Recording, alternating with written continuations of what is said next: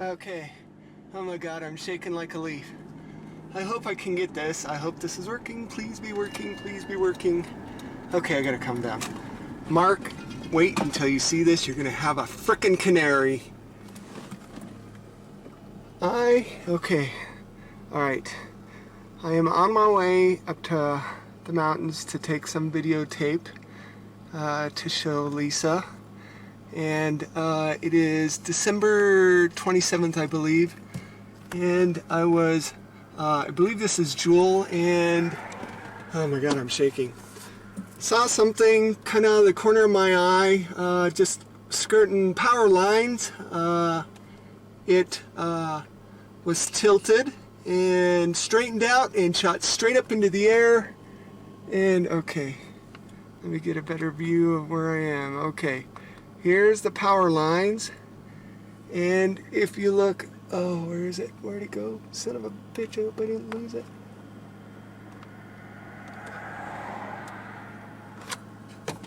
Okay. Pull over.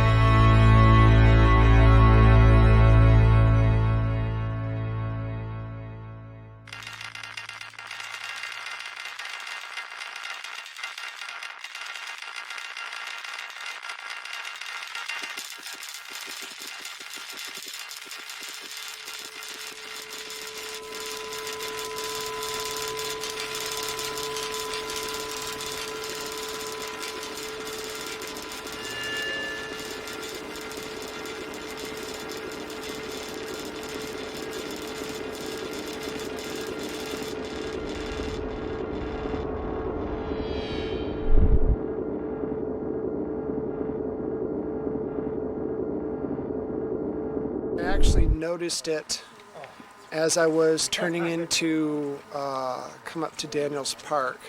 Just kind of caught out of the corner of my eye and didn't really pay much attention to it.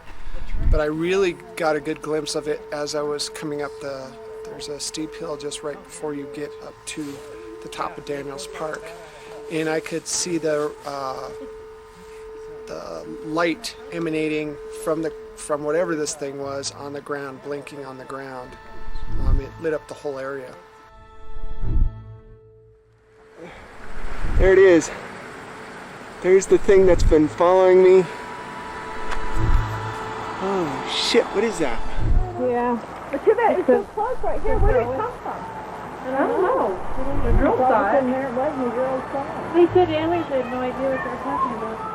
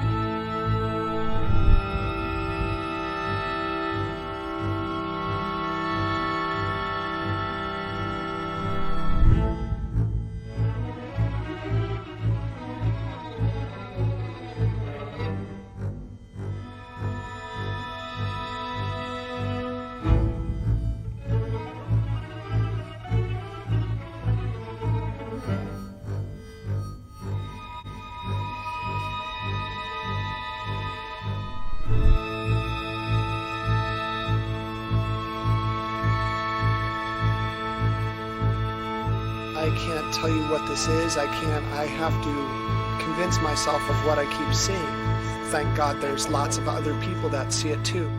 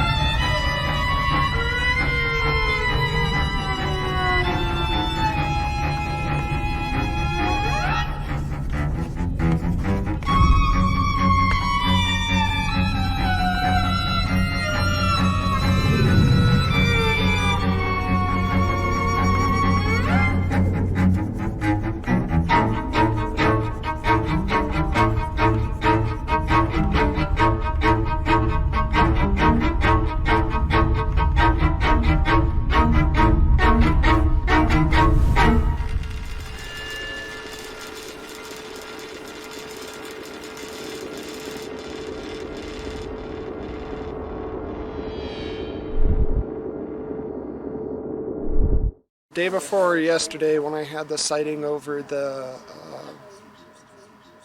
over my work, actually, when my boss first saw it, that night, something must have happened because I woke up in the morning and I had some indentations in my back, and I didn't notice this actually. My sister noticed it, but I noticed that I had sores around my wrists, like I was been roped or had been handcuffed or something. Okay. And it's healed amazingly fast.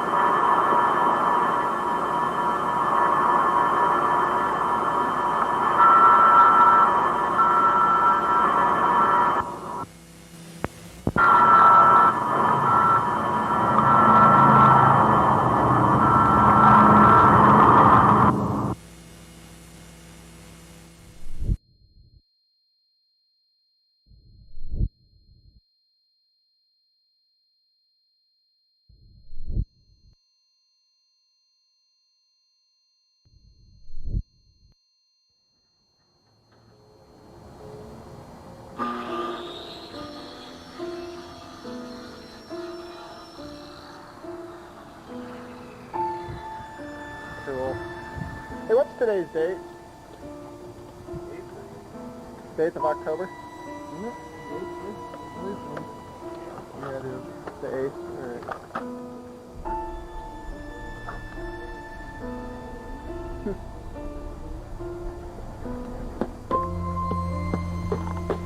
I don't know, personally, I think it's a little fishy that something happened and just the next day they come and replace all that siding.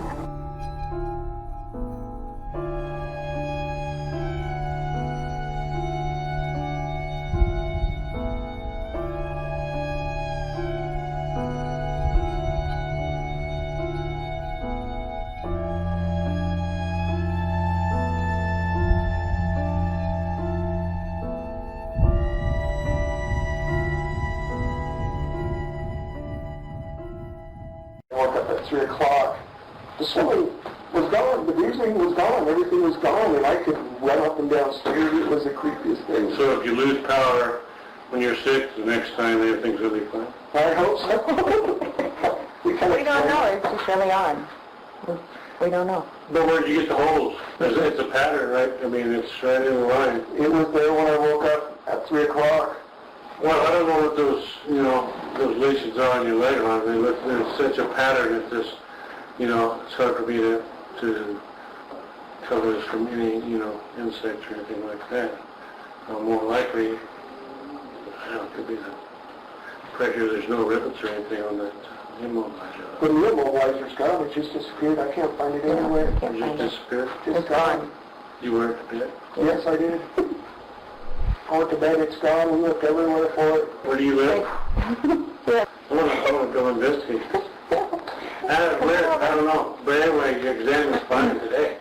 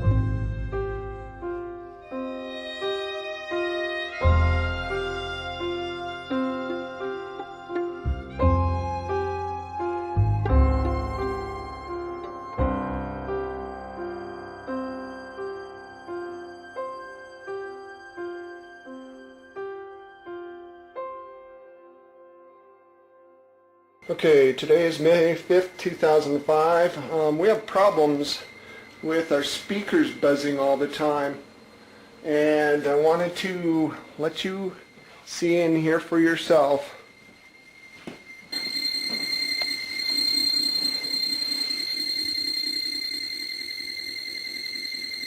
Okay, once again, it's off. There's no power.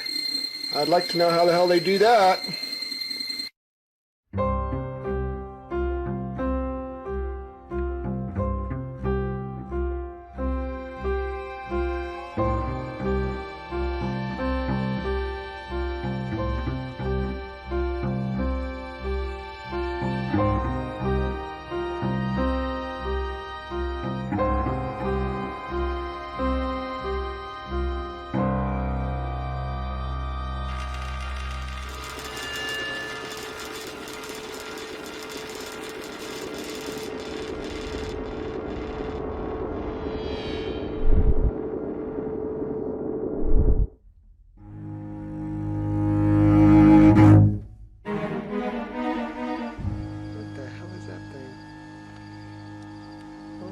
Shit.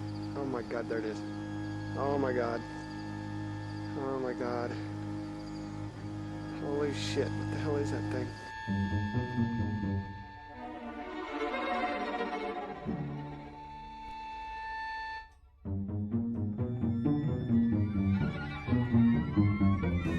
What I got here?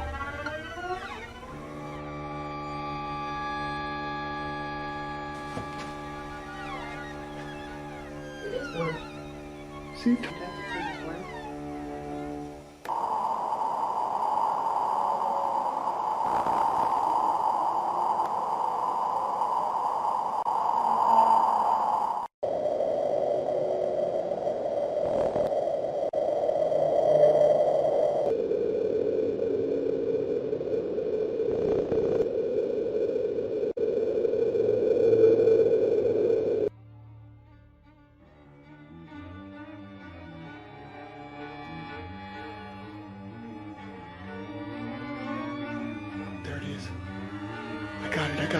I got it. That's the same freaking orb. I gotta go over here and see if I can get it better. It's the craziest thing. There it is. There it is. I'm gonna zoom in.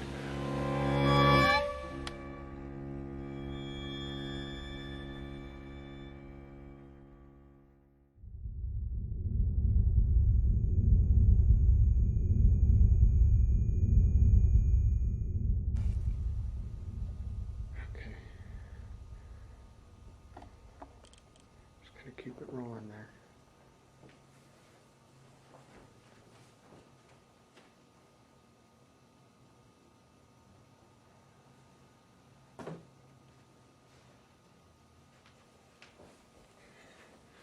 All right, I'm going to go to bed.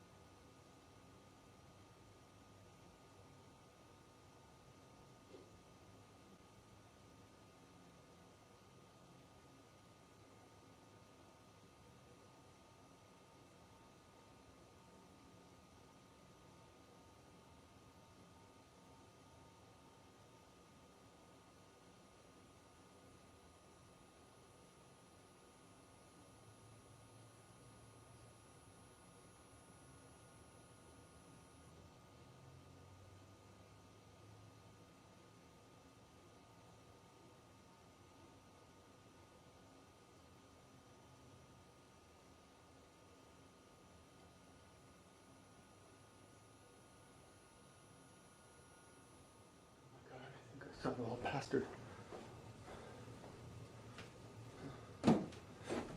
Oh man, what is that?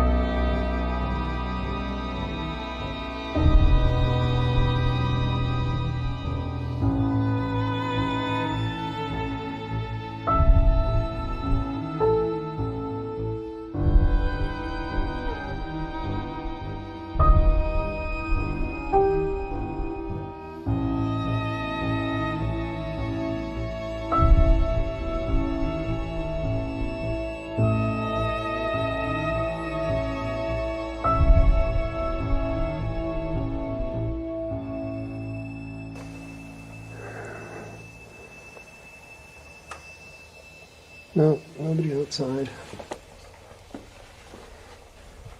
I have no clue what the heck's going on. But, oh well. Oh my god. What the fuck is that? Holy shit. Oh my god, what's it doing? Holy shit. Oh man. Where the fuck did it go? Oh my god. I can't believe it. Where'd it go? Where'd it go? Where'd it go?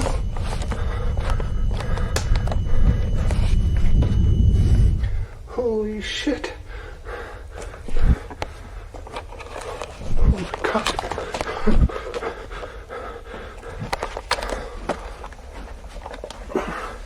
Is it?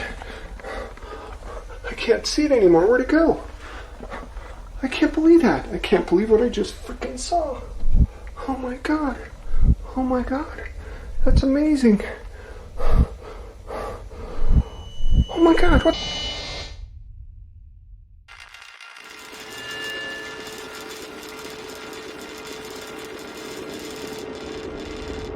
Message delete. Press 7, reply. Press 8, save. Press 9, more options. Press 0. Resave. Urgent message. I apologize for being so forward. It did not take us long to get your phone numbers. Our surveillance is mostly for passive monitoring, but it does come in handy. I cannot tell you who I am for safety reasons, but I can tell you that your perceptions of Stan Romanek and his experiences are real. As you have probably noticed, Stan is slightly different. The way he thinks, the way he perceives the world, seems to be a little more advanced than usual. The interesting thing is that Stan has no idea who he really is. Okay, Lisa, hit the button. 1 old message. Hello, Stan and Lisa. My intention is not to scare or alarm you, but to warn you. It is great that you are back in Colorado, but Colorado Springs was not a good idea. It seems you have moved into their backyard. Now it is easy for them to get to you. I know how stubborn you are, Starseed, but please heed this warning and know that Lisa and the children are at risk also. Now listen, Starseed. You know you are different. Follow your instincts and stay alert. This is too important. Soon it will all be revealed. And Starseed, do not be afraid of what you are.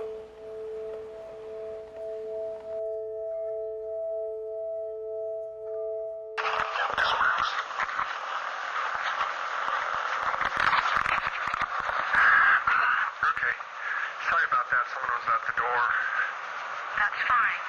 It's nice to get to talk to you, Starseed. Who is this? Who I am is not important, but let's just say it's someone with your interests in mind. My interests in mind? You have my interests in mind. Why don't you send money? Money. Money can be tracked. You're smart. You will be fine. Just stop being so stubborn. Stubborn? Who is this? They're tracking us.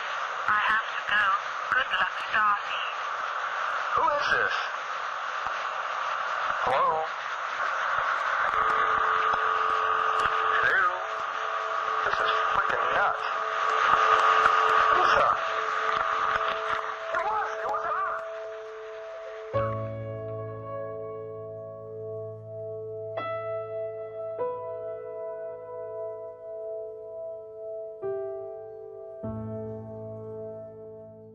I keep hearing like some weird ass thing in the background. Like a mumbling.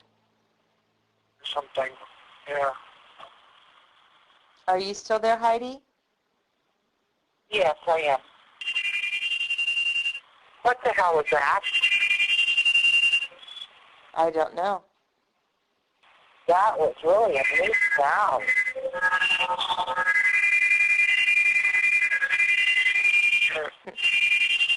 It's that. It's making me feel weird. You hear that, Stan? Real? Feel weird. Just stay on. How do you feel weird? Hello? Heidi, I'm here. Did we lose him? Stan? Let me bring Stan back in, okay, Heidi? Okay. Hang on. Okay. Are you there, Heidi? Yeah. Okay. Hey, April, is Stan there? Yeah, he's on the floor. He passed out.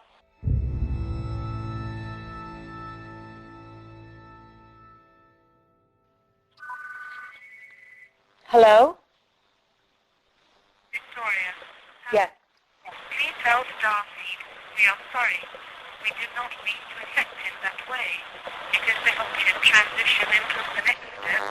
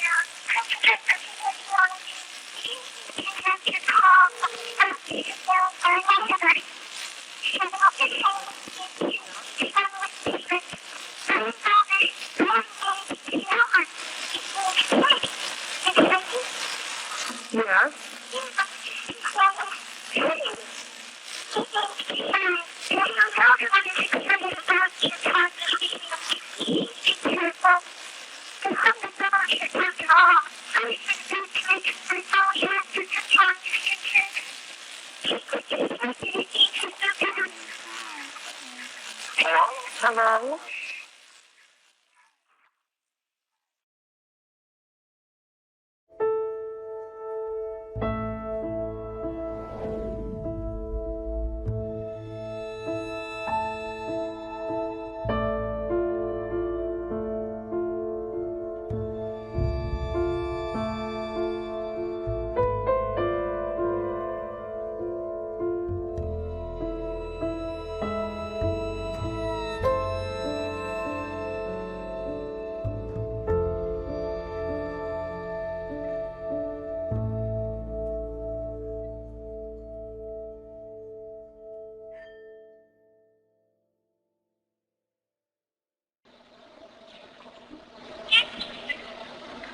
Yes?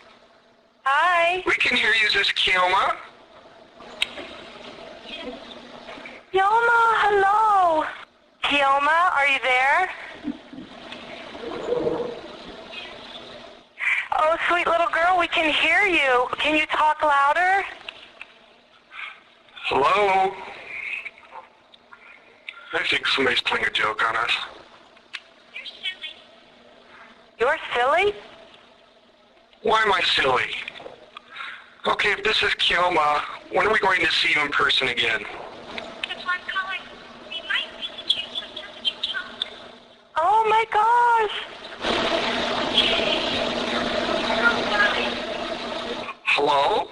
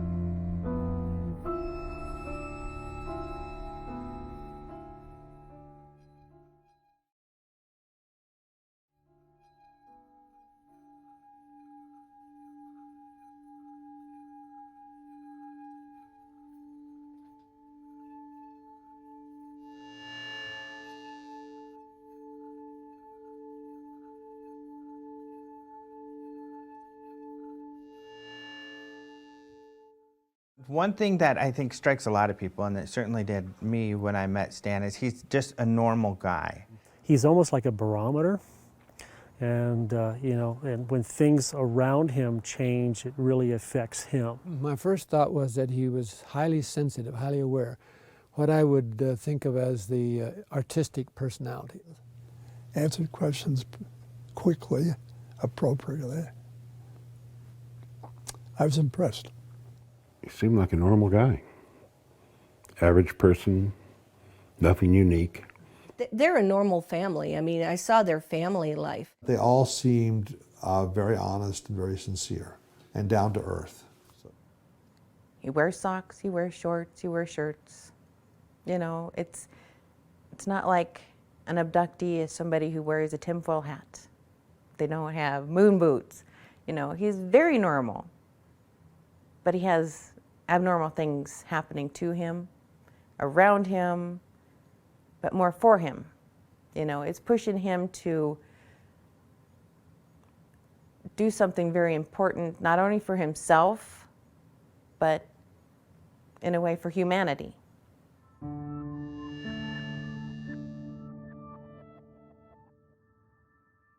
Well, I grew up in a military family, and you know, we moved around quite a bit. Not as much as most, but I had the added discomfort of suffering from severe dyslexia, and in those days I didn't know much about my learning disability.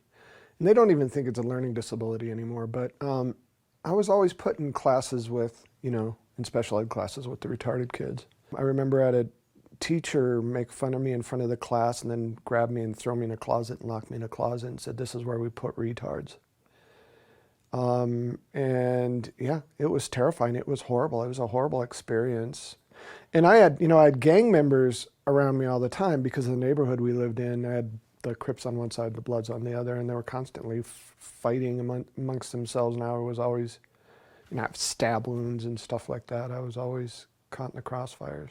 And they used to pick on me a lot because, number one, I was the only white kid. Number two, I had a learning disability. And I had to learn to fight because of it. Everybody beat me up, and then I started beating everybody else up, including the principal of the high school I went to. So it wasn't good. I was kind of a punk. And just because I was kind of angry at my life, you know, because of all the constant violence and all the, you know, having to deal with everything that I had to deal with, I was frustrated. I calmed down somewhat and just kind of found my own way. When you look at that past, did it make you a better person? How did it help you? I honestly think certain people are chosen for certain things, and I had to go through what I went through so I could understand the human condition. So the role that I play now, without that understanding, I couldn't, you know, the message that I have, I couldn't give the message out correctly, I believe.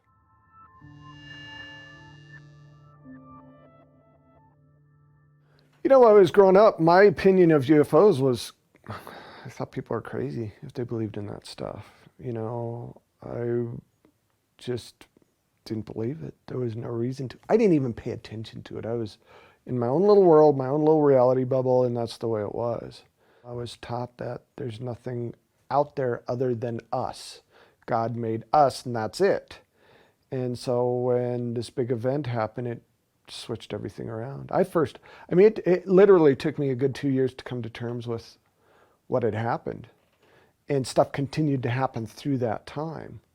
And what makes it so different is when this stuff happened, there were other people around. I wasn't by myself like a lot of these that you hear about. Most of the stuff that happens with me, even now, only happens with a lot of people around. So it took a lot to shake my tree, but when it shook violently, and it changed everything.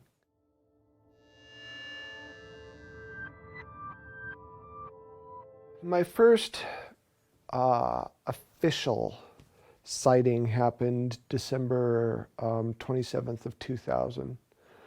I'd met my wife online. She lived in Nebraska. I lived in Colorado. I wanted her to come visit me, so I thought, good way to do it. I was going to videotape the surrounding scenery and the skyline of Denver and, send her a little care package with flowers and chocolate, stuff like that.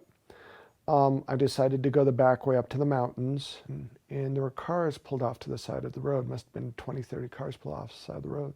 And all these people had gotten out, and they were staring at something above the power lines that were off to my left, or I should say off to the south. And as I was driving up, I'm looking at, trying to see what they were looking at, and it looked like some kind of weird silver hot air balloon. And I'm thinking, that thing's gonna crash into the damn power lines. And as I got closer, it's like, wow, isn't that the strangest hot air balloon ever? I got my video camera and started, trying to videotape this thing. As soon as I rolled down my window, this thing acted like it noticed me somehow. And it was actually tilted forward, and it was moving along the power lines, and it reorientated itself and literally shot to about 1,000 foot. Before that, it was maybe 100 foot off the ground, just right above the power lines. And again, 30-foot diameter, this thing wasn't small. I was fighting within myself, am I really seeing this? And if I am really seeing this, it has to be some kind of military thing, but how can the military have anything like this? Are they really that much more advanced, and blah, blah, blah, blah, blah. And then I get a hold of Lisa, I call her and I explained to her, and I was upset. He called saying, you're not going to believe this. I don't know what this is, but turn on your web camera. I took the camcorder and I put it on the screen, and I put the camcorder up to the web camera so she could see it. I was very excited, and he was convinced he was insane. And I'm like, this is so cool. And she believed in this stuff and I didn't. So she kind of helped me calm down. I mean, he was just so excited, but scared. It was just that little boy in him where it's like, you're not going to believe this. And yet it's like, I don't believe this. This is too weird. This is too scary. But this is really cool if this is what it is, kind of a drama with him. It took a lot to convince me that anything like that was even remotely real.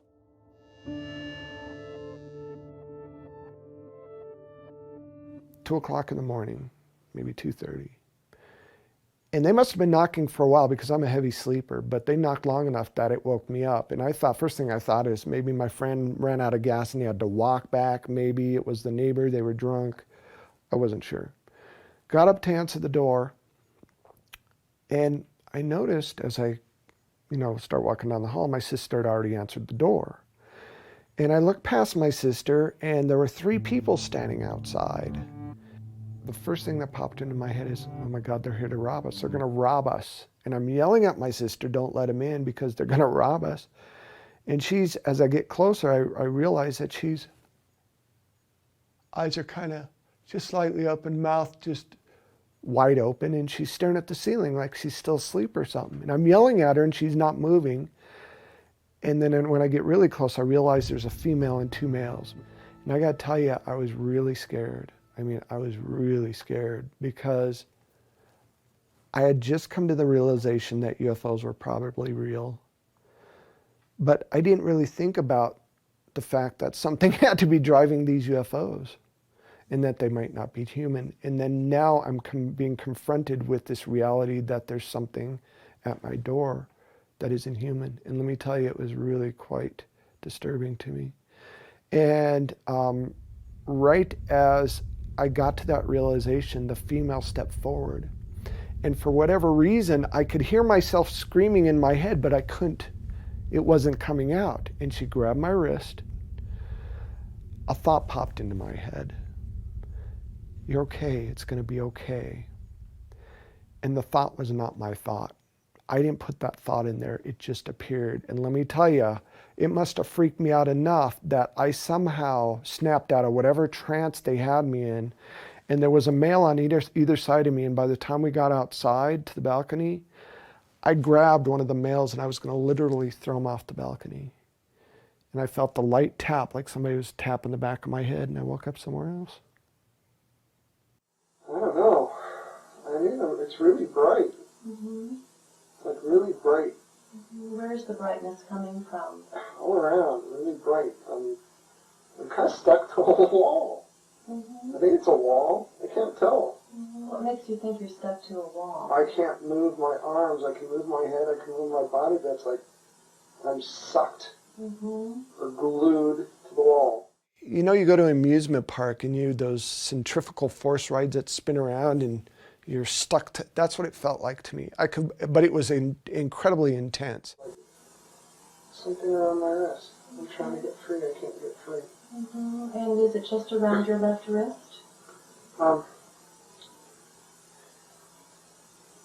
Yeah, it seems to be around my wrist, but I don't think that's what's holding me down. It looks like it's connected to something, but it's not holding me down.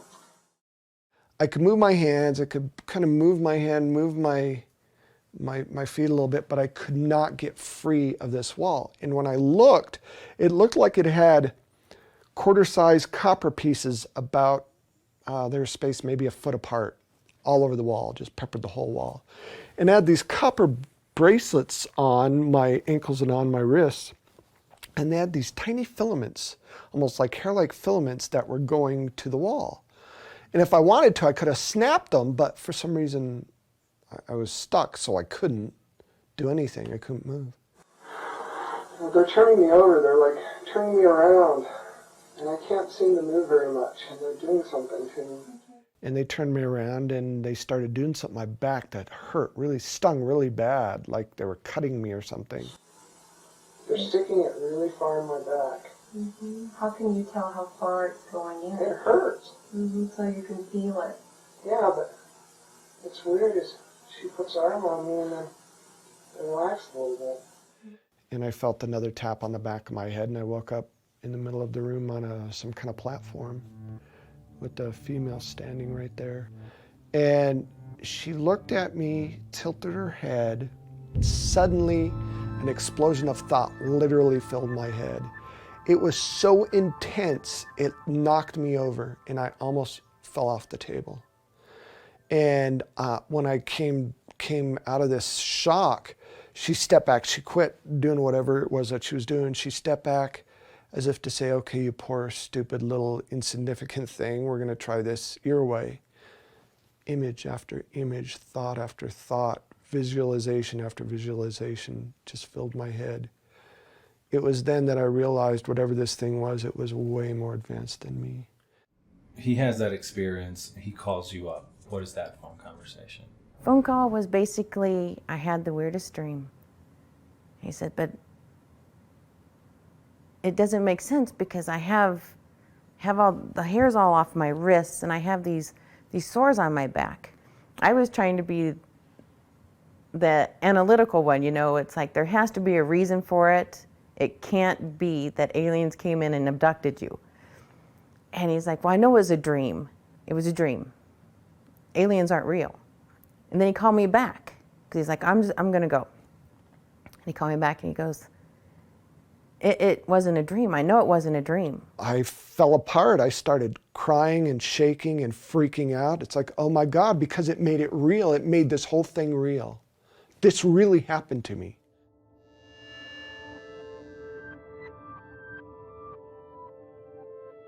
You know, when Deborah took me through the regressions, I started reliving all the pain. I started vividly remembering everything, every nuance, every sound, every painful experience, everything that happened. The most profound thing that happened to me was the part that I started writing down these symbols that I had stuck in my head. She asked me, so what do you remember? I said, I have these symbols in my head. I have these weird things in my head. She goes, can you write them down? She gave me a big pad of paper and I think a marker. And I just started. I remember the symbols really clear. How do you? Can you describe them? Oh God, I could write them down for you.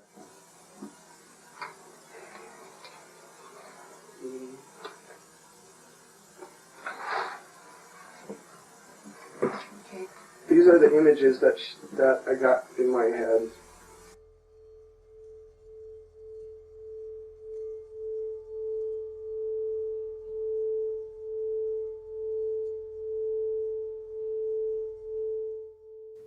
My first abduction experience really was about I think seeing who I was, maybe seeing how I developed, I'm not sure. The abduction experiences after that seemed to involve reproductive stuff. They're really fascinated with our reproductive abilities and fascinated with our genetics for some reason. Or maybe they're manipulating our genetics. In my case, I think the latter is probably more true. Every time I'm up there with a woman, a human female, and usually it's the same one. Over the years, it's always been the same one.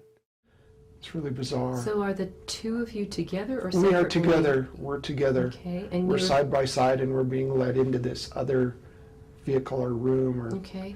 After they did whatever it was that they were doing, checking us out or whatever, they brought me and this woman into this room. And then what happens next as you're taken into that room? We're just sitting there, and then all these little kids. I don't know if they're kids. They're like little. They kind of look like kids. Mm-hmm. All these kids come up, and the lady's like starting to wake up, and she looks real happy, and she starts hugging them. Mm-hmm. And then she looks at me, and I look at her, and then we're both really confused. And mm-hmm. they're just these kids, and they come hug my leg and hold my hand. And there were seven children altogether. There were varying ages, varying sizes, varying, some of them looked more human, some of them looked less human, some of them had hair, some of them didn't. And I'm looking at these children, and I'll never forget,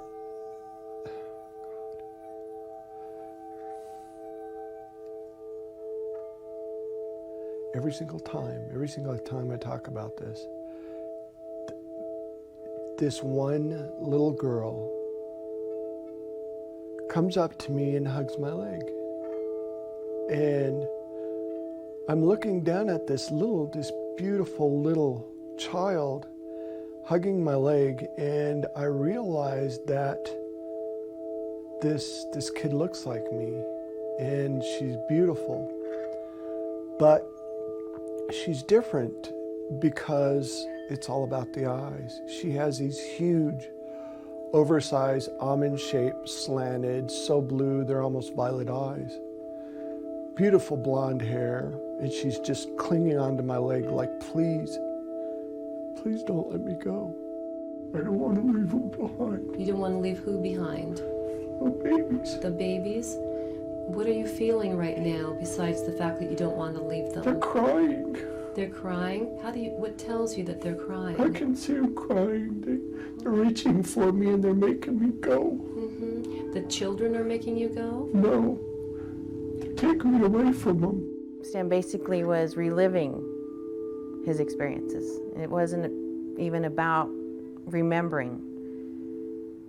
And to sit there and watch as he physically experienced the pain inflicted on him was very hard. It was just heartbreaking to watch. The memories he did have of his abductions and the woman that he remembered seeing her, he knew what she looked like, what she sounded like, was hard for me. But during these regressions, it all just came really, it became a reality for me.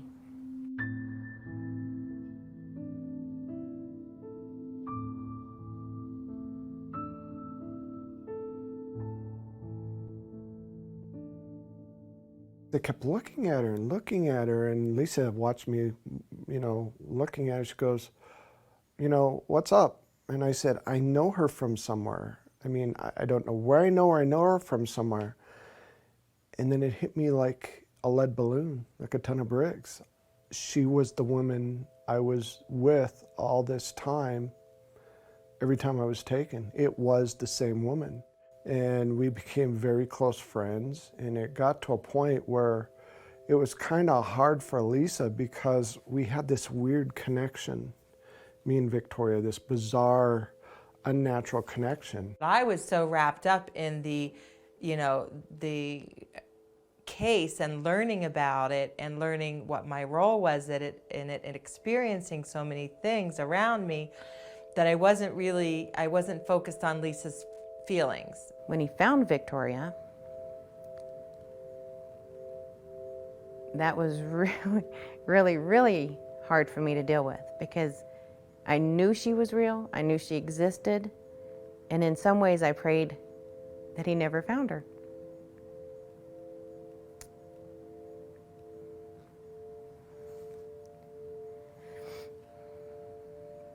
Because for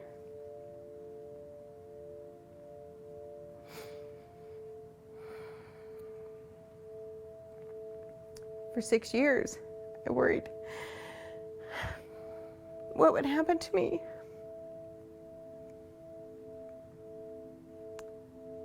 As his wife.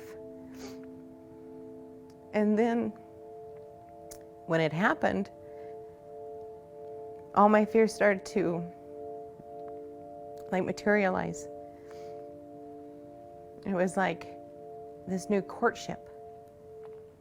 It reminded me very much of when Stan and I met.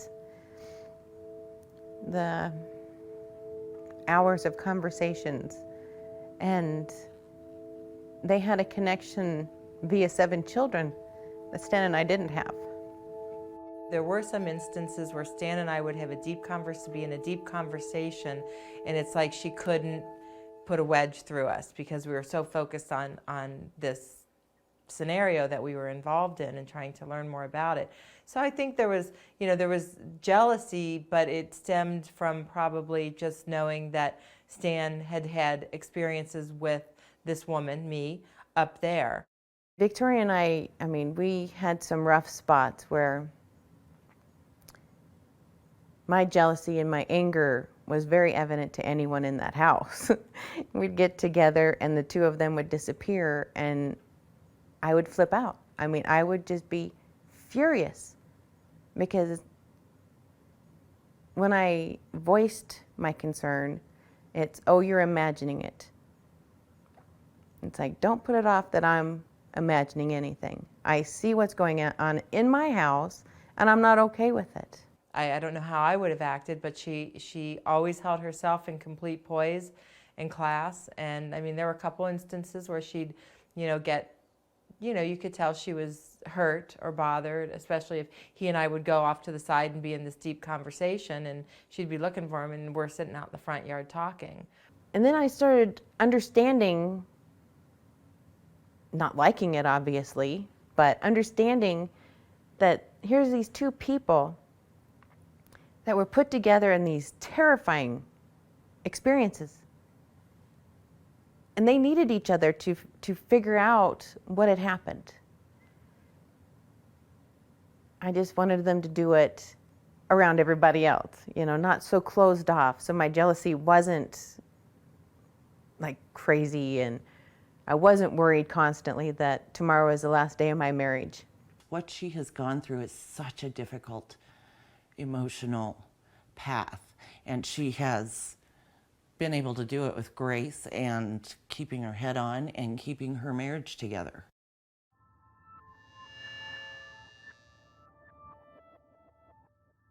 I have never doubted that my husband loves me more than anything else. And he knows that, obviously I'd give my life to support him. I would never lie for him, but I will support him. I'll back him up when he tells his story, when it's true, and the events are accurate. Otherwise, I call him out on it. It's like, no, that's not when it happened. So. Can I interrupt you for that? Mm-hmm. For a minute? You just said you would never lie for him. That's right, I won't. To your core, that's who you are. Absolutely. So nothing that has happened in any way, shape, or form in his life and to you has been fabricated? No, nothing that he has shared with you or anyone else is fabricated. I cannot tolerate liars. I cannot stand deception. I would, if I thought Stan was lying about any of this, making any of it up, I would have walked away faster than anything. Love or no love. I wouldn't do it. He's not lying. Stan, no. When you live with somebody and the person is undergoing trauma and the person, you know, he has physical contact. In other words, this isn't just downloading of aliens. This is physical marks and physical problems and physical interaction.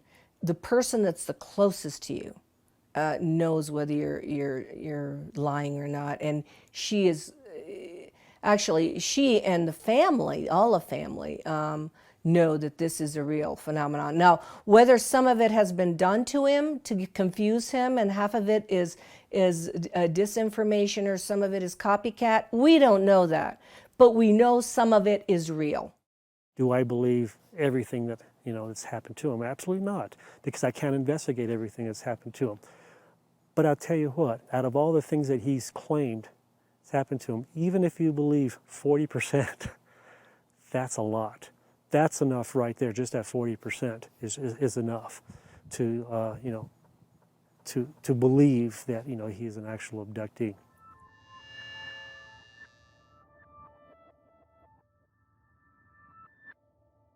This light just explodes onto the ground right next to the house and starts coming up towards where the video camera is bolted to the side of the house.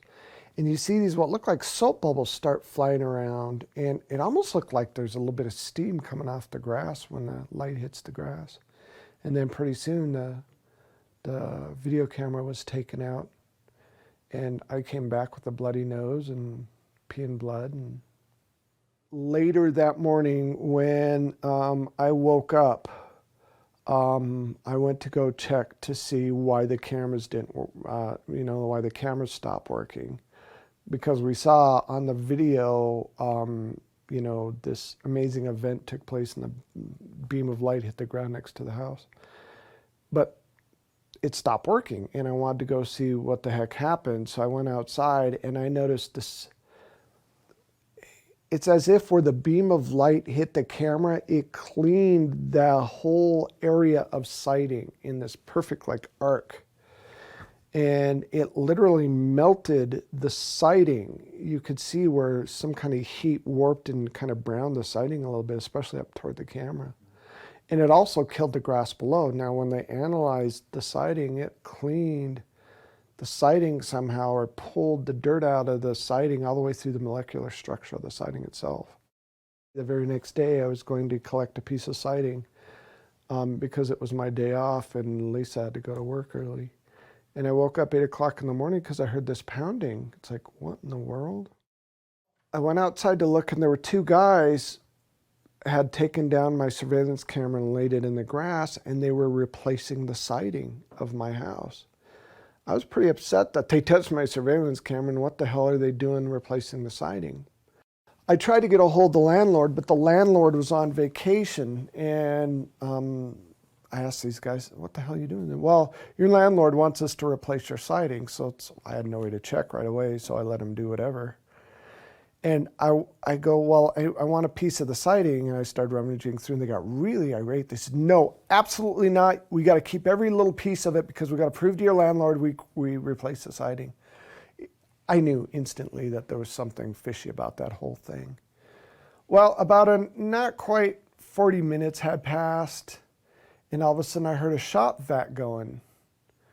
Well, I came running outside and they were shop vacuuming the yard. And when they weren't looking, I grabbed a piece of siding. Even before then, I went and got my video camera because I wanted to videotape the whole incident because I didn't trust what was going on. And it's weird because they wouldn't look at me. I got them to tell me what date it is and made small talk. And they didn't even look at me to see that a video camera going. They just refused. They always had their back to me, constantly trying to turn their back. And when I purposely walked around to face them, they'd turn away. And so I grabbed a piece of siding, and after about 45 minutes, they shot back the yard. And I thought they went to lunch and were going to come back. They disappeared. It says Bob sighting from Grand Island, Nebraska on the side of their truck. And all they replaced is where the UFO beamed my surveillance camera. That's it. And when I called the landlord said, I didn't ask for them to sight the house. Why are they sighting the house? I hope they don't charge me. So, and then the investigators looked up Bob sighting from Grand Island, and there's no such thing. No such thing.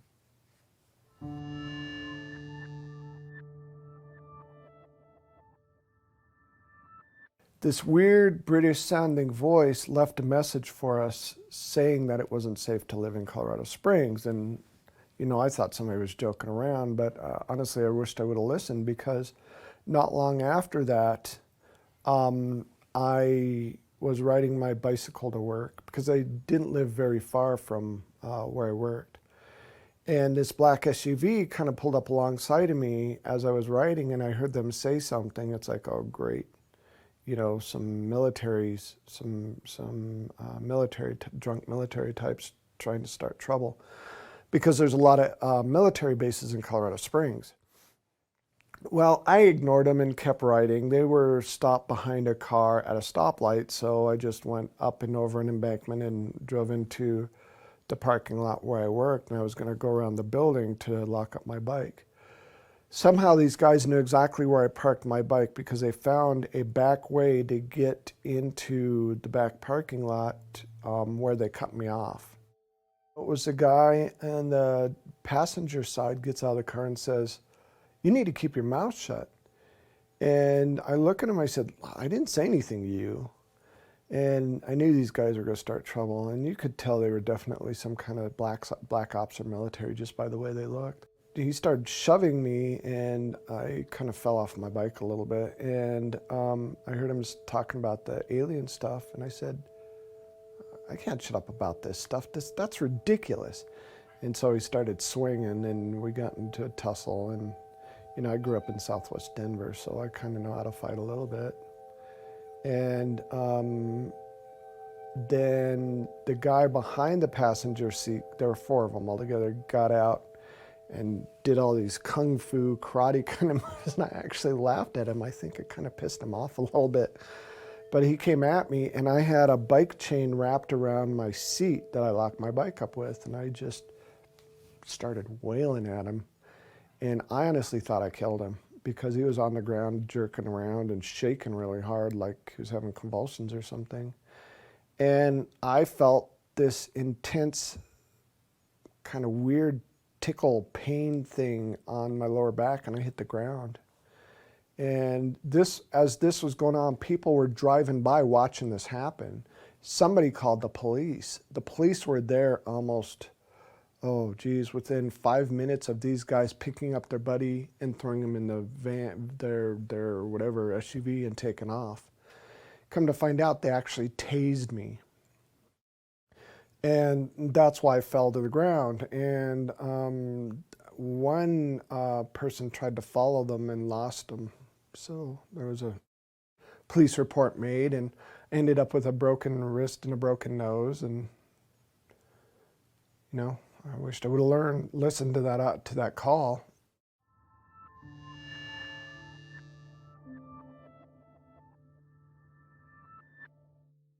This probably was the most significant event for me out of all of this that's happened so far. I'm still waiting for something more impressive to happen. It started out, I was painting the eave of my house, and I had grabbed for, I think it was for a brush to kind of brush the old paint off the eave, and I kind of fell off balance a little bit and literally fell 12 feet onto the ground, and I tried to catch myself.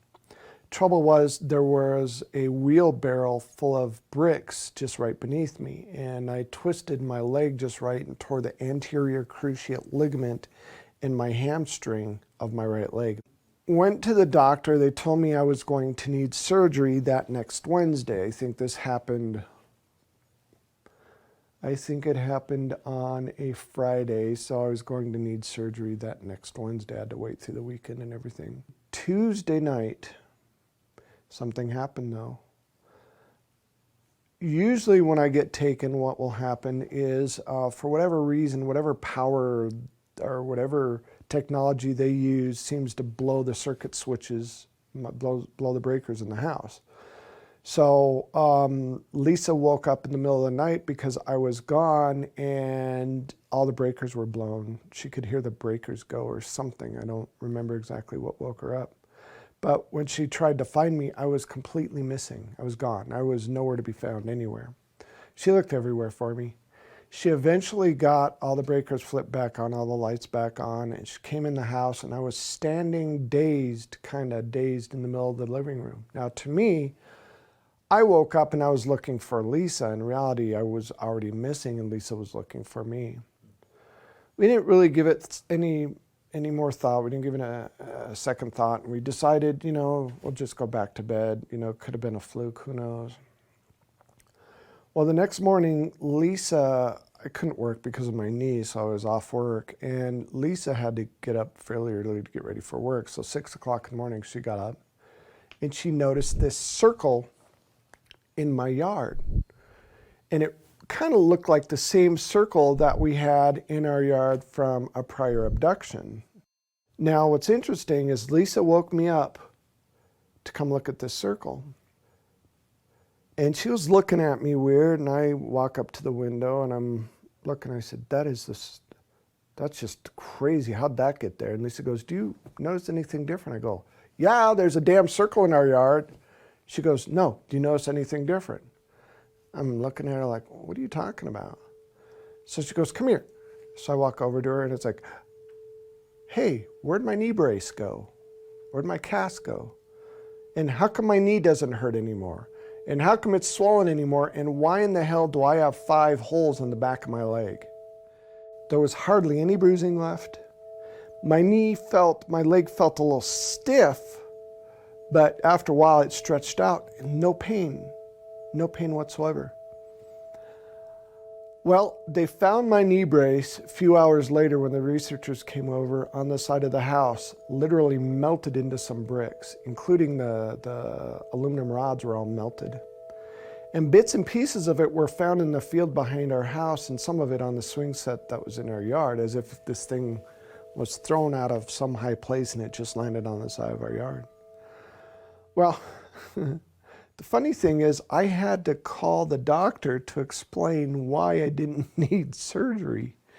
And I remember calling, and I left a message for her, and she called me back because she was off work. She called me back and she said, Stan, I understand you're really frightened about getting surgery, but if you don't get this surgery, you're going to be a cripple the rest of your life. You'll never be able to use that leg again. I said, look, I can't explain it, and I wasn't about to explain that I was taken by aliens and they fixed my leg. There's no way I'd say that to her. She'd think I was nuts. I said, I'm just going to have to prove to you I don't need surgery anymore. She goes, all right, I'll tell you what. I'm not at the office right now, but my associate's in the emergency room. I'll call him, set it up. You go see him in the emergency room, and he'll tell you the same damn thing I told you. It's like, okay, fair enough. Well, I went to the emergency room, and my wife brought a tape recorder, and we recorded the whole conversation. And this guy had no idea how it was possible that I went from having a torn ACL to not having a torn ACL. And what kind of miraculous thing could have done this? At first, he said those holes in the back of my leg could be bug bites, but then there's no rivets in he didn't have any explanation. And then he suggested that we call the Ghostbusters to come figure out what was going on. And I never told him anything about the ET stuff. He just assumed.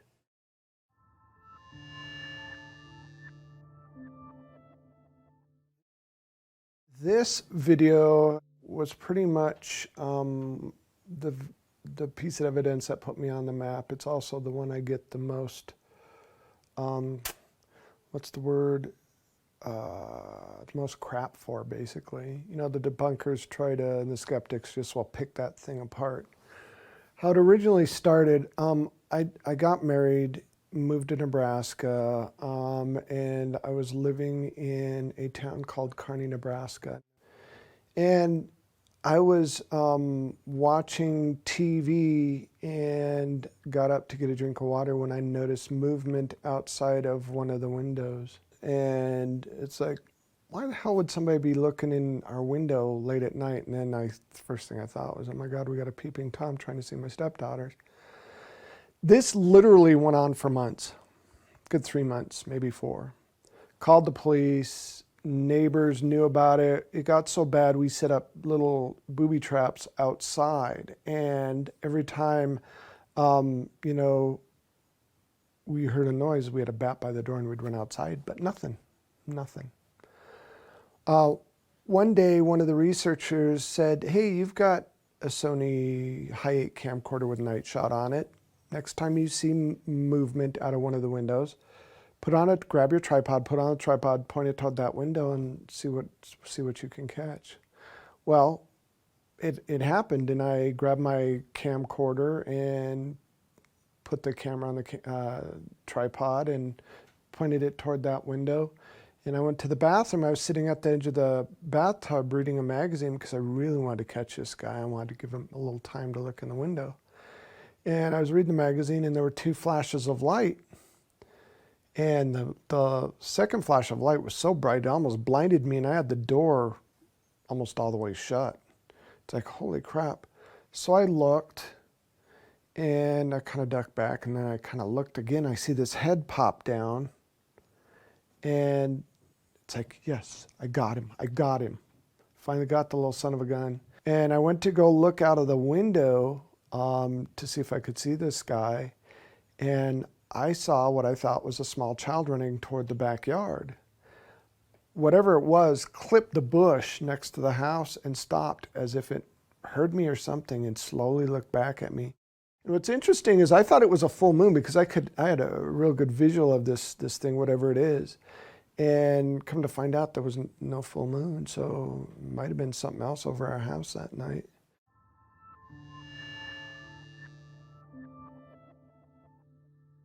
I was kind of staying away because my stepson had friends over for a sleepover. I didn't want him to get in trouble. And I woke up because I heard a noise. I had one eye open. And I'm sitting there going like this, and I see a naked figure run into my kitchen. I'm thinking, what in the heck is my stepson doing? I thought his friends dared him to do something, and I was going to go find my camera to blackmail him because I wanted to catch him on camera. I went upstairs, and they were still asleep. I kind of woke one kid up, opening the door. I said, I heard a noise, and then went back to sleep.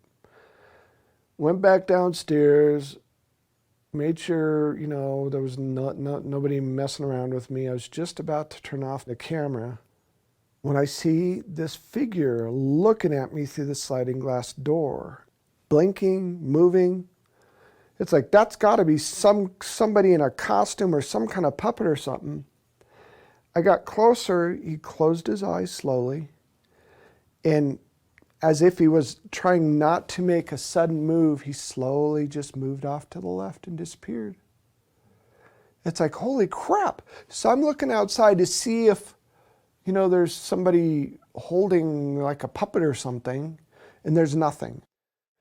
I went to the kitchen, and there were maybe 3 flashes of light that you can see reflecting off the windowsill of the kitchen.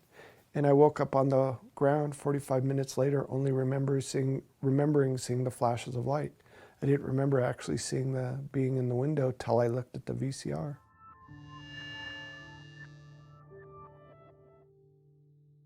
Well, we were having a party up at their home, and it was a book signing party, a surprise party for Stan. One of the things that we try to do is make sure someone is with Stan at all times, so that if something does happen, if he sees something, that there's a witness there. It was raining outside, and I was looking out the window, being really grateful for the friends I had, when I noticed this little girl at the edge of the driveway. Stan had seen the little girl outside, and it was raining. He's like, come here, Victoria, look at the little girls out here. And I'm like, Stan, it's probably just a neighbor kid. Just get in. I'm not going out there. It's raining. You know, and it was after that that I said, I will never not pay attention if Stan Romanek says, hey, look at this. This is unusual. I had my porch light on, and it illuminated the yard up enough that I could see this little girl standing in a gray jumpsuit at the edge of the driveway. She had dripping wet hair, and I'm thinking, it's 9 o'clock at night, it's raining, this girl's wearing a jumpsuit. What parent in their right mind would let their little daughter out in the rain like this? And why is she wearing a jumpsuit, and why is she staring at me? I remember Stan going outside. He said he wanted to go outside for a little while. And it was kind of funny because then my friend Rick comes over and he goes, where's Stan? And I said, he went outside. He's like, is he alone? And I said, yeah. He's like, oh, I better go. Damn it. Let me know whenever this happens. So I went outside immediately. I was looking for a flashlight. All I had was my camera, and I was using my camera as a flash because I wanted to see what this little girl wanted, and she ran away again. And it was by chance that I clicked the camera just in time to get a picture of her looking from behind a tree, looking up from behind a tree. And I was so dumbfounded and amazed by this picture. All I could do was sit there and stare at it. He had an odd look on his face, just dumbfounded. And I joked with him. I said, hey, Stan, how are you? Doing okay? He didn't respond. He just he stared at me. And I was speechless. I couldn't say anything. He goes, Stan, are you okay? And I just showed him the picture. He goes, oh my God, you have to show everybody this picture. This is the most amazing thing I've ever seen. When we got back into the party, I told everybody, I want everybody to listen for a second. And I said, I need everybody's attention right now. Something appeared to have just happened outside. And I'd like every one of you to look at what's on the camera here. And her eyes were really large. They were very large, almond-shaped, human eyes, but very, very large. It was more than a photograph. She was on top of that camera, emoting emotion. It was a moving moment. Many people just started crying. They didn't. There was something so profound about what appeared may have just happened. So this was really strange, and we're all, you know, kind of freaking out about this. Everybody had taken a look. So I kept telling him, let's get this on the computer, let's get this on the computer. Everybody said, go put it on your computer, go put it on your computer so we could see it bigger. I took 2 steps down the stairs to go to my office. Beep! The pictures disappeared. We checked. It was off the camera, not there. The shots before it were there, shots after it were there. Every single person that was at that party saw it before it disappeared. And then he received a phone call. And then 2 minutes later, the phone rang, and somebody handed me the phone, and I answered it. It's Daddy, don't worry, I love you, I'm okay. I started just crying and crying and crying because I knew in my heart that it was. And then it all come flooding back. That little girl that was hugging my leg was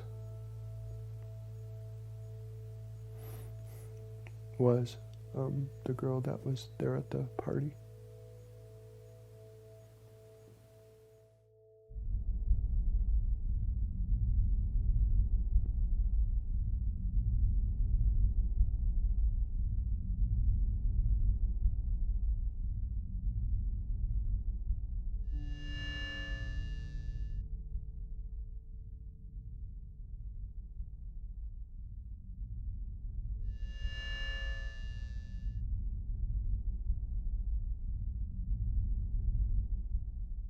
When I ran across his video of his first UFO sighting, I was really intrigued.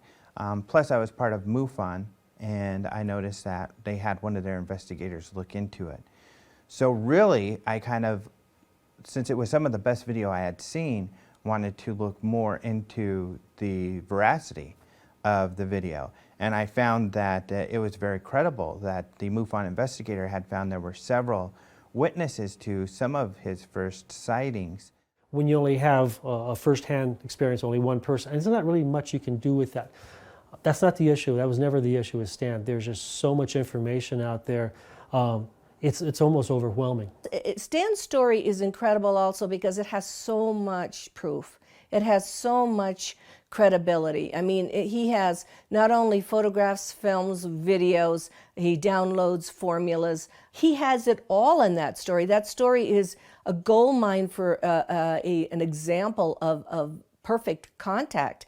There are aspects of the case that are very solid, that it would be impossible for Stan to hoax. Stan is being used to give a message also. I mean, he's being used to say it's real. The stuff that I've seen, the evidence that he has, that I looked at, the people that I've interviewed around him, wow, yeah, he's the real deal, no doubt.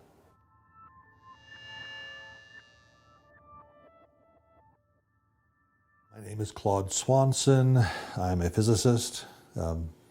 Undergraduate degree in physics, MIT, class of '69. PhD in physics from Princeton, class of '76. I did engineering consulting with the government through consulting companies for 20 or 30 years. What got me into physics was my real true love, which is what's called unified field theory, which is like the theory of everything. It's like the deepest questions of science, of how things really work. For me, the enduring thing is that if you put together this particular set of equations, you'd have to know a lot about physics, okay? And from what I've seen of Stan, he doesn't. You'd have to know a lot. And there aren't many people who would be smart enough to be able to choose these particular equations and put them together. Most people would pick a random set of equations, you know, or they pick something that looks complicated, that maybe has no meaning to it. These equations actually relate to propulsion and faster than light travel. I mean, I think one thing that they give is a sense of credibility to Stan. That if these equations are beyond what he could come up with on his own, then they are an indication of a higher intelligence interacting with him. The more I have looked into them over the years and the more I've figured out different pieces of it, the more impressed I am that they seem to actually describe how they do some of the things that we find anomalous, how they go faster than light, how they get from some distant star to here. In our current science, even maybe 20 years ago, those things were viewed as impossible. What's been happening in the past 15 years or so is there's a group of leading edge scientific thinkers who seem to be following along a similar path, who, and they're not the mainstream scientists, but there are more and more indications that seem to back up the equations that Stan has been writing. So there's a trend here, a growth that kind of says, you know, these might really work. One of his equations relates to a solution that was found in the 90s by a physicist named Alcubierre, a Mexican physicist, that is the first proposal for how you could take gravity and make faster than light travel from it. He found a solution, a mathematical solution that gives you a warp drive. Okay, that's what they called it. Now, it involves some conditions that are not realizable in our current physics today, but still it's a step in that direction. And as you look more into it, you find, and that's one of Stan's equations. And as you look into it, the other people, Puthoff and Robert Dicke, whose equations also show up in Stan's work, they're also working on the same idea, how to change space-time in ways we didn't know was possible before. Right now, what I'm picking up is that there's a theme. And the theme is that it is possible to get from there to here. Our present conventional view is we couldn't have ET visitors because it takes too long for them to get from there to here at the speed of light or less. But suppose there are ways of warping space and time or going faster than light. And that's what some of these equations are hinting at.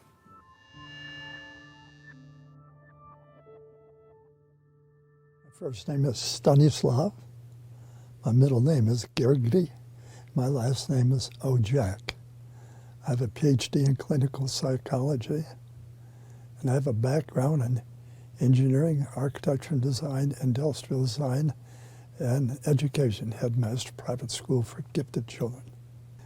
I administered, with his agreement, with no one else around. His wife was in that building, as was my wife. It was a home of a mutual friend. There are about 5 other people, and they're in the remainder of the house, and we use this office. The doors was closed, very private. I asked him a series of questions to determine, from my interpretation, his coherence, his intent. Is he there to bribe me intellectually? Does he want me to set up some kind of an assessment or analysis to glorify who he is? I look at all those issues. I gave him some document. I said, okay, now I want you to take these tests and answer them at whatever speed you want. Don't worry about the length of time. But you can't ask me any questions. And he said, okay. So he took the post-traumatic stress disorder assessment, and it shows that there's a very high degree of stress related to something. Now, it could be related to his marriage. It could be related to something he refers to as a UFO experience. I gave him a personality test, which is called Myers-Briggs, in order to be able to understand his personality relative to himself and the way he answers questions. I also gave him one for his ability to recall things, for memorization. I gave him one for interpretation in regards to lying. I outlined 27 different questions and how he answered them. And I watched what he did with every test, because that's part of the assessment. How did he take it? Was he eager? Was he frustrated? Was he focused? Did he ever stop and lean back? Or did he ever hit the table? Many things that might show frustration. He did all 5 tests very calmly. And when it was all through, it took, as I recall, almost 2 hours. It was all through. He said, I'm through. How am I? I said, you look okay to me. He said, me? I said, I haven't assessed the test yet. How can I answer that? It's okay. Look at it, tell me. I said, it'll take longer than that. Because I have to look at it carefully and do an assessment. He said, can you just tell me, am I crazy or not? Can you say that? I said, yes, I can tell you. From my perspective, you're sane as most people, if not more. You merely have had more experiences that confuse others more than they confuse you. And what I explained to him, norm is not something that we can all agree upon. So we have to have a norm which to agree upon. So if you're asking for my norm, are you normal? The answer is yes. If you ask many other people, the answer is no. In fact, they probably call you weird, a liar, and things. I said, you do not lie, or you do not to me. Your experiences are real. I have a lot of proof for it. Therefore, you're okay.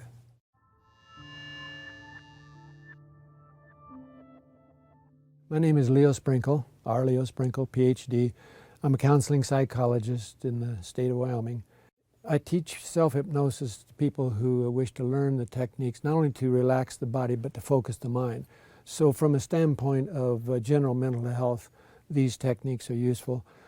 Some people may not like the word hypnosis, so if they don't like the word hypnosis, let's use meditation or daydreaming, image rehearsal for athletes, goofing off for teenagers. The task is to assist a person to recognize that within each person is more awareness, more knowledge than he or she may consciously be aware of.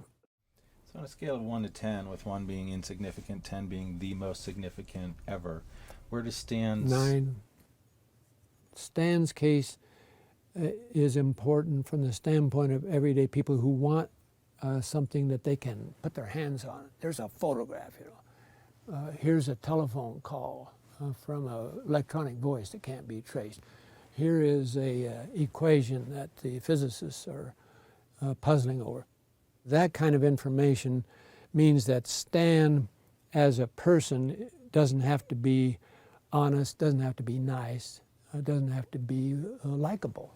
He is nice and he is honest and he is likable, but he doesn't have to be because he's got all this information around him. He has been willing not only to share the photographs, the films, the phone messages, he's been willing to work with other people and write books and to create film, so that not only his story, but the people who are with him, their stories are being documented and being shared.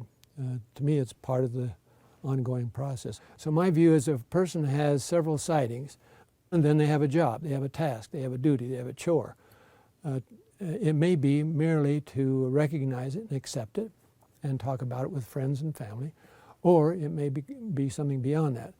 And so with Stan, the fact that he had already been willing to go through hypnosis, the fact that he had already been willing to talk about it, and the fact that he had information beyond what most people have, and that he's dyslexic, all of those things said to me that he is a messenger. And so that's why I asked him when I was with Alejandro and with him and Lisa, do you think of yourself as a messenger? And he said no. But as he talked with his wife and as he went on further, then he began to realize he may not think of himself as a messenger in the sense that he has a message. But it's just like when I was a 10-year-old kid, 5 o'clock in the morning, I'm riding my little bicycle and I'm delivering newspapers. I don't know the reporter, I don't know the editor, I don't know the publisher. I'm just delivering the news, and he's delivering the news.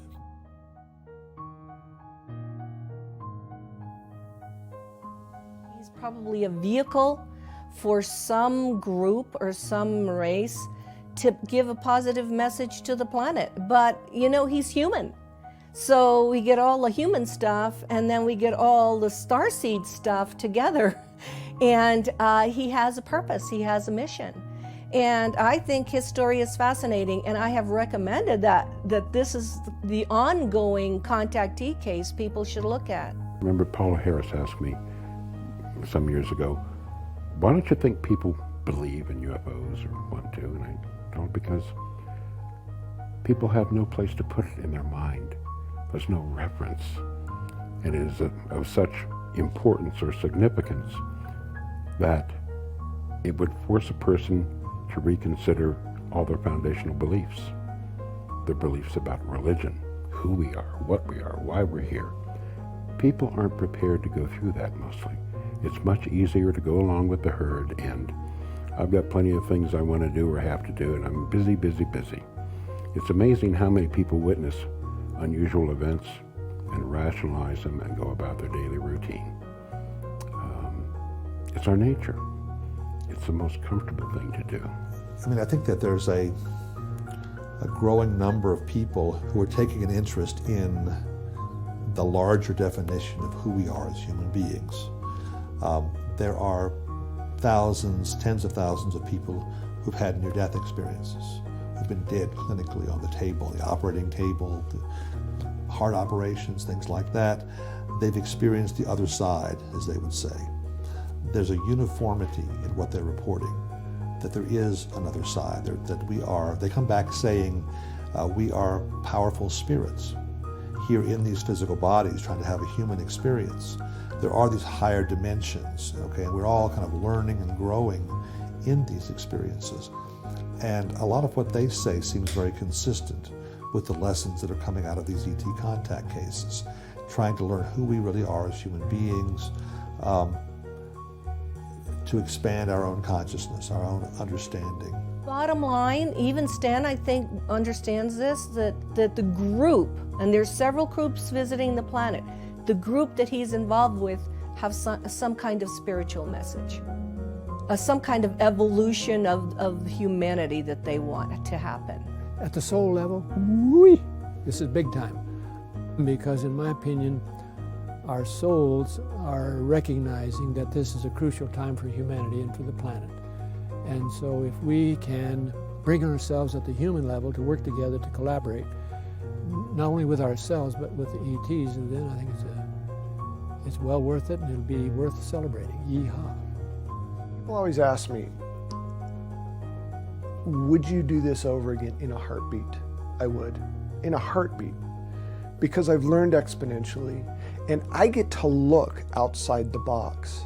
His responsibility is to simply share his story, what he's experienced. And if it helps people who are in the same situation, that's very important to us. It's all about getting the message out. Every person, whether we are a researcher, whether we're an investigator, whether we are a viewer, whether we are a contactee, or whether we're a fan or a foe of a contactee, each of us has our story, and each of us is unlocking inside. Why am I afraid of ETs, or why do I love ETs, or why do I wonder about humanity? Each of us has our own story. I have definitely gone from ignorant, disconnected, frightened, to enlightened. I have. That's what this is about. That's what my message is about. There's more stuff out there. And it's time for the human race to grow up. It's time for the human race to know who they are. It's time for the human race to understand that there's more than just themselves. It's really easy, but it's very daunting. All we have to do, the human race, is understand that we're not alone, and it changes everything. But trying to get thousands of years of, society ripped out of you is going to be tough, because we've been taught these certain things through religion and through all these other control mechanisms that we're supposed to think this certain way, and it's not benefiting us at all. And so, the message is there's more out there, and it's time we know it. It's time to grow up and take responsibility for who we are. We're being asked to grow up and to be more in contact with the spiritual side of ourselves. And to me, that's what this whole process is about growing up and taking on a more mature and a much larger view of who we are and how we fit into things. From the bottom of my heart, I just want to help the human race. It's just, I get lost sometimes. I don't know if I'm doing the right thing or the wrong thing. I just try to wing it as best as I can. But really, when I realized my role in all this, I felt honored to be a part of it. And I still feel honored to be a part of it. And I pray every day that I can somehow make a difference in what happens to this wonderful race, this glorious race, because it's important.